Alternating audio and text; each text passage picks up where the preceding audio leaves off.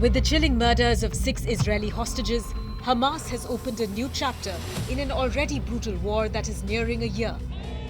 Hamas has reportedly instructed its militants who are guarding Israeli hostages in buildings and tunnels of Gaza to kill them if Israeli troops close in. This decision has been made as Israel focuses on freeing the captives through a military operation rather than negotiations.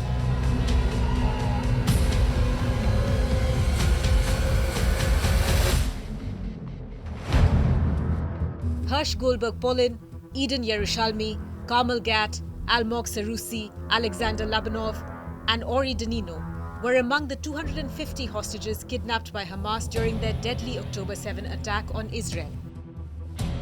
The IDF recovered all 6 bodies in a tunnel under the southern Gaza city of Rafah. They were shot at close range before Israeli forces could reach them. אם חס ושלום פגמנו איזה דבר בטהרה. When the funerals of the hostages were taking place, Hamas released videos of what it described as the final messages of 2 hostages. 24-year-old Eden Yerushalmi and 25-year-old Ori Danino. The families of the slain hostages have described Hamas's new tactic as psychological terror.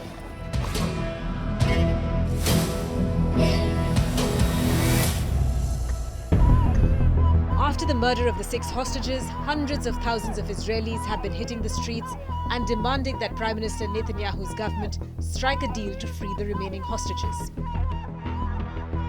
The protesters are blaming Netanyahu for sacrificing the lives of Israeli citizens to stay in power.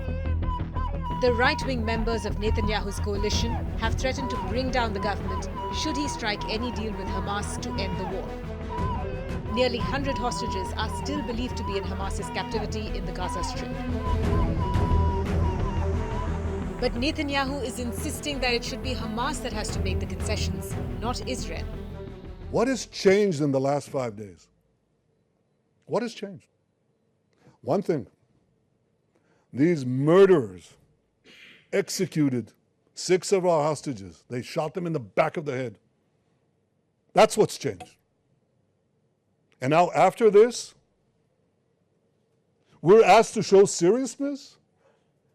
We're asked to make concessions? What message does this send Hamas? It says, kill more hostages, murder more hostages, you'll get more concessions. The pressure internationally must be directed at these killers, at Hamas, not at Israel.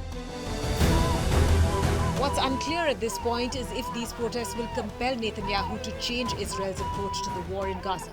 But what is clear is that the killing of the 6 hostages is a turning point. And many are asking whether Israel is reaching the limits of what its military campaign can achieve, and whether its offensive in Gaza is endangering the lives of hostages instead of bringing them back safely.